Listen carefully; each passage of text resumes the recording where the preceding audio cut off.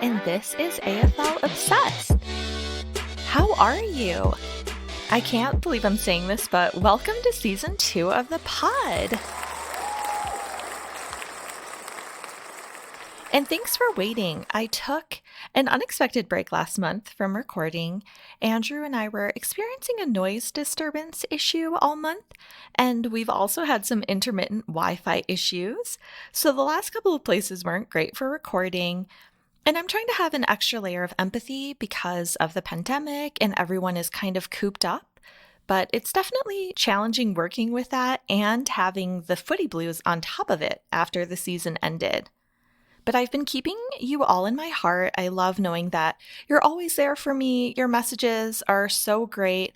And some things might have kept me from recording, but as soon as I had the window, I'm back and you'll be hearing from me weekly. Everything else is good. Andrew and I aren't sick. And we're closing in on what has been the most disruptive year of uncertainty for everyone. It's been an unusual and stressful whirlwind for so many, but there have been some highlights too at the same time. But mainly, as so much has happened in the last few weeks, I don't even know where to begin. Since we've hung out, the UK formally went into lockdown and has since rolled out of it, only to go back into lockdown. My international footy membership got renewed automatically on November 29th, so up the Dons in 2021. And the draft happened, which we'll talk more about later. And Victoria has reached 50 days of no local cases of COVID as of December 18th. And last but not least, we have versions of a vaccine. So there's been a lot of headlines and stories in the media mix. But how are you? How are you feeling right now? Are you excited about the closeout of the month and year? Or are you just ready, like, next? I mean, are the holidays helping at all? My email is aflfootyobsessed@gmail.com and aflobsessed on Twitter if you want to chat. So let's get to it and dive into the opening overture of my overall thoughts on the week and where we're at now in December. So California is on temporary lockdown statewide. All non-essential travel is currently suspended indefinitely. And New York schools closed completely, and everyone went to remote learning end of November, but they're beginning another partial reopening now. And Broadway has a tentative opening on July 4th just for Hamilton, which is a fitting date for that particular show. I'm really looking forward to when Broadway is back and we can just go back to seeing shows and live music concerts too. On the health side, the numbers are continually staggering here, and there's almost no signs of slowing down. In 5 days, at one point, we hit 1 million overall diagnosed cases of COVID here in the US, and now we're over 300,000 deaths nationwide, with 50,000 in less than a month. So it's not great when the announcements and info surrounding the pandemic are all given with like a best and worst case scenario context. But I can only hope that you all stay safe, since I empathize with everyone for wanting to see their family, especially if you haven't all year. We're coming up on a year of being in a pandemic, so happy Hanukkah to any listeners that celebrate, and I know Christmas is just around the corner for anyone who celebrates that too. But now we're on to Act 1 with draft news, since we're now in the off season, and let's talk the AFL draft. So trade period has come and gone, and there have been highlights, but for me personally, I'm much more invested in the draft.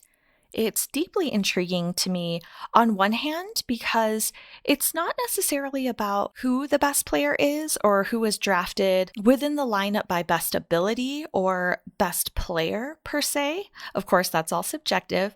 But each club is looking for the best player for their team. So there might be a really great player that doesn't fill a need, so they kind of go higher than expected in a draft. I mean, you never know. So Nat Fife was number 20 as a pick, and Lachie Neale, who we've talked about, his full transformation previously, was number 58 in the draft. But on the flip side, those are the intricacies and complexities that I really love diving into since I'm interested in the mechanics of everything and in the breakdown of how it all works in the AFL. But this particular draft was especially interesting because there's more of a gamble, I feel, on these players as a whole from the outset because they didn't all have a season. It's important to note that the Sandful and the Waffle have played on, so that's another added layer of interest, I feel, because they have had their seasons where the participants in the draft have been playing against fully grown men, while I feel like the Vic kids are playing against other school kids, but they didn't get to this year. And having that experience is invaluable for the age group. So I think we all kind of get a closer view of how they might develop in the draft just because we've been able to see a little bit more real, like REEL time from those players. But the majority of the top picks to me look like key position players. So there seems to be, again, a lot of groupthink. I know we've talked about this general consensus that key position players, meaning the key forwards and key defenders, because they're more scarce, I mean, good ones are hard to find, I feel like they go higher in the draft pick because you can build a team around them for, 10 years. And it's a little easier to trade for midfielders and other roles like later on in the season or at other times. So for me, it's I really compare it to the NFL quarterback draft. Like, it seems the quarterbacks are most desired and they typically go first in the draft or kind of earlier in the picks. And sometimes I think it's just easier to bet on a less expensive, like rookie quarterback, especially with salary cap issues. But that's a whole nother conversation. But how I personally view it, this year I was much more invested because we had consecutive successive picks and in the single digit grouping, which is much more exciting. And technically there were just two groupings in the draft for me, really. The players that will definitely go before we get to our picks and the group of players that we might actually get, because there were definitely, I think we were too far down the pecking order to kind of expect some of, the top 7, etc. players to kind of just slip to us. But the number 1 draft pick, Jamara Ugelhagen, I feel like we all know his name now. So the Western Bulldogs had an academy player, and that was Jamara, that they planned to draft.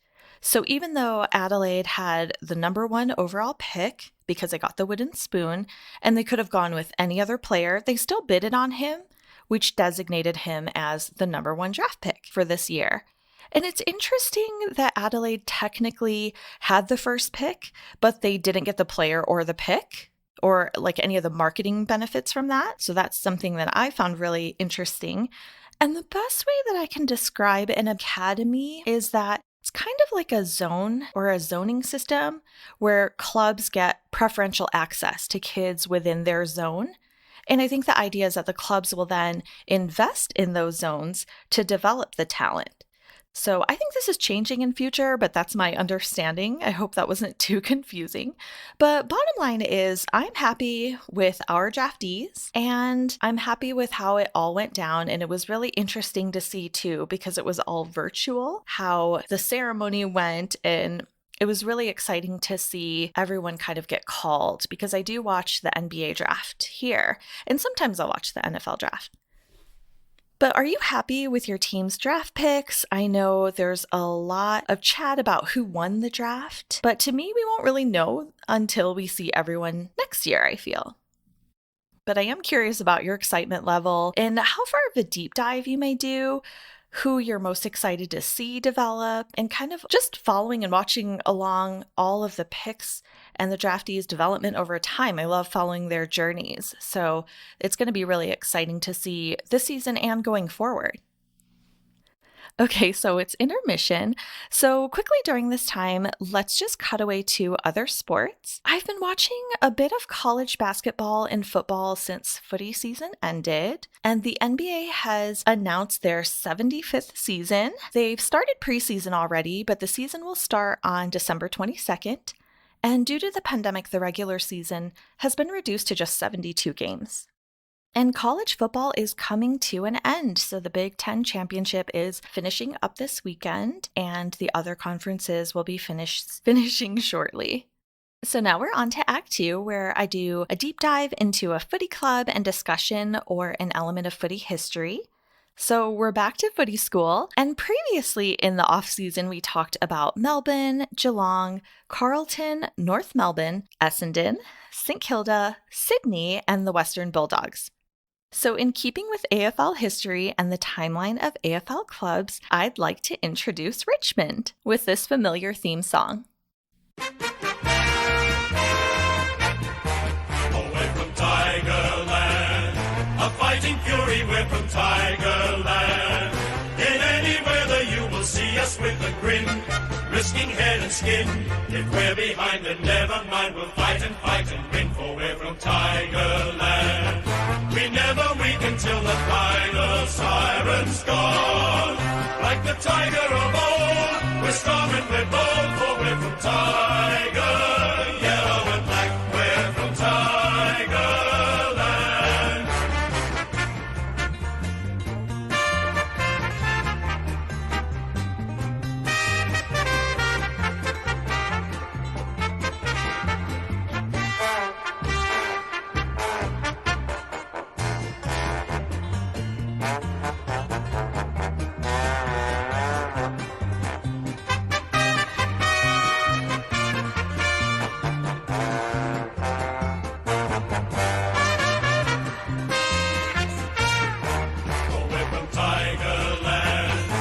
Fighting fury, we're from Tigerland. In any weather you will see us with a grin, risking head and skin. If we're behind, then never mind, we'll fight and win, for we're from Tigerland. We never weaken till the final siren's gone. Like the tiger of old, we're strong and we're bold, for we're from Tiger. Yellow and black, we're from I just love hearing that. So, Richmond was established in 1885 and their colors are yellow and black.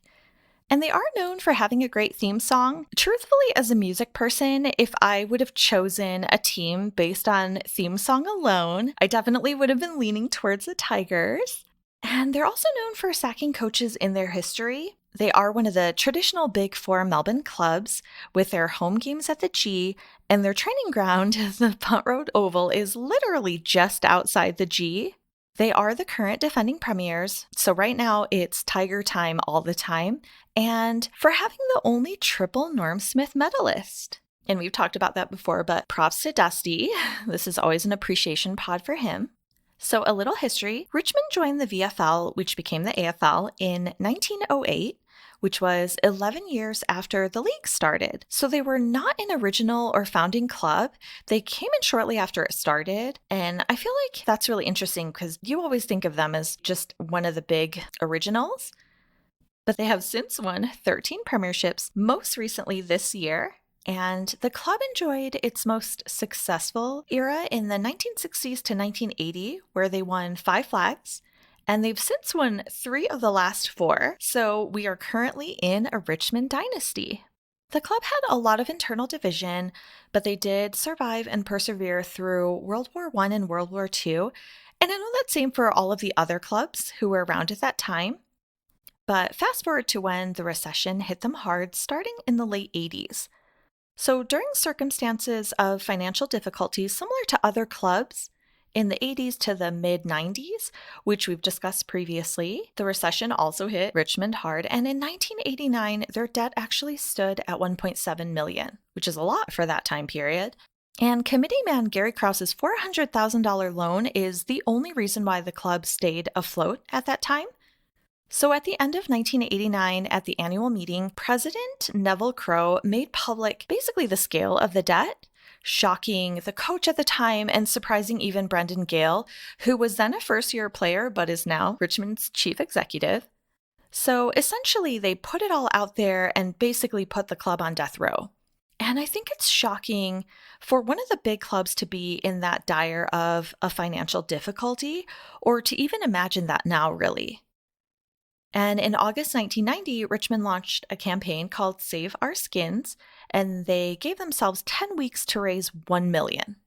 So everyone from the president down, including the coach and the players, were rattling tins and kind of sizzling sausages for the cause.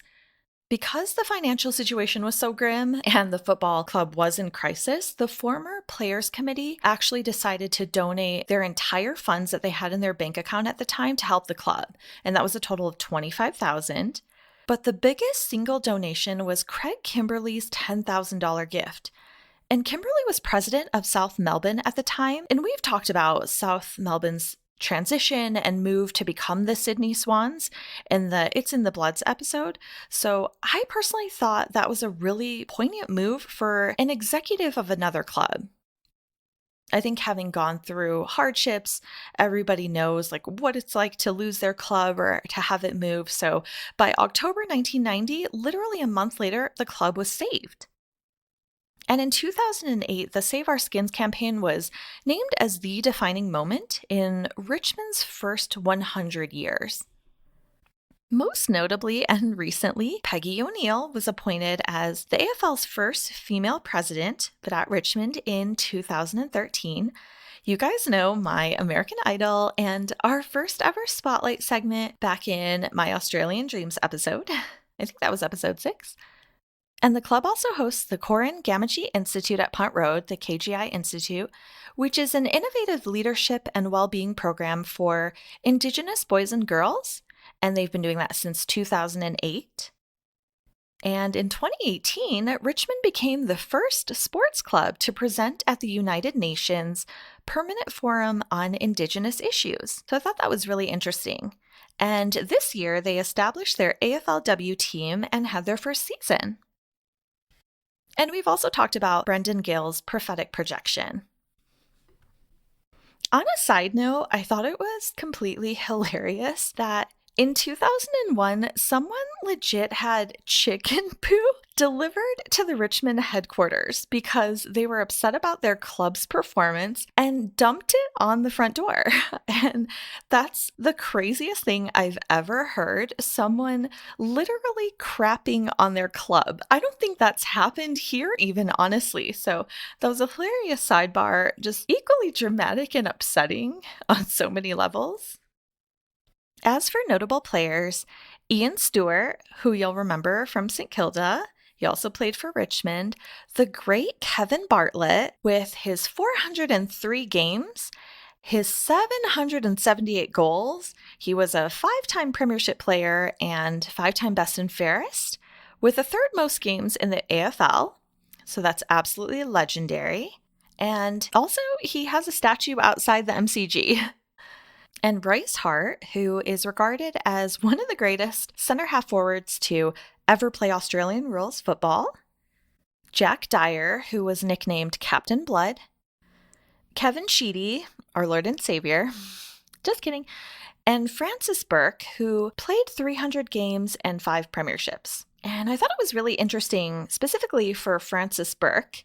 He is a Richmond great, but he's also an example of a player pushing through pain barriers and playing through the pain. So he played a game with a broken leg against Hawthorn in 1971, and he only came off when the full extent of his injury was known, but he did miss the next 9 games.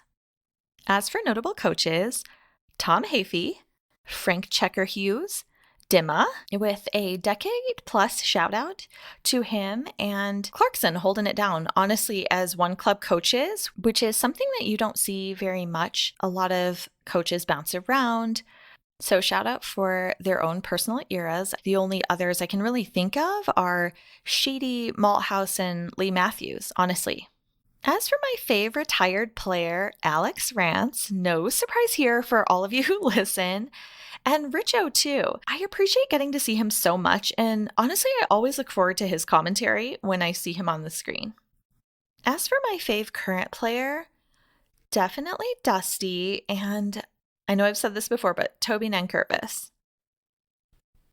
So the AFLW is starting on January 28th, a week before they typically start, and they're doing a single ladder for the 9-game season, and tickets will be $10 for the first time. So there you have it. My email is aflfootyobsessed@gmail and aflobsessed on Twitter. If you want to chat about what you're up to now that the year is ending and how you're feeling about the draft and also about next season. And now it's the after show, where I've decided to shake it up and do something different this time around because it's December, which is typically a time where I reflect on the year and kind of mentally prep for the next one. So, Andrew and I started working remotely a few months ago, and I think with a pandemic, I really feel like we've gained a greater perspective having to adapt and spend our time differently than we imagined and planned. I think something like this does make you reprioritize your life and you really learn quickly, I think with clarity too, what's really important from day to day. And it's also really important for all of us to not beat yourself up if things don't go as planned. I think we have to change and lean into whatever life is throwing at you. I am extremely grateful to have had this show and all of you. It has truly been the thing that has kept me sane all year. And getting to communicate with all of you and connect with you has honestly kept me going. I'm so thankful for all of you. The show wouldn't exist or be anything without you listening and sharing. So I really appreciate all of the connections I've made with all of you. And I'm so thankful just to say that we've reached 10,000 downloads worldwide across all platforms last Tuesday. So it's definitely been encouraging me to continue to do this. So thank you so much. And happy holidays to all of you. I will have a spotlight segment for you next time, but this time I really feel like the spotlight segment was on all of you. So that's it for me. Thanks for listening and hanging around for the show. Stay safe and healthy. Check on your friends and neighbors. We'll get through this like we have with footy. I'm virtually hugging you, and we'll talk footy soon.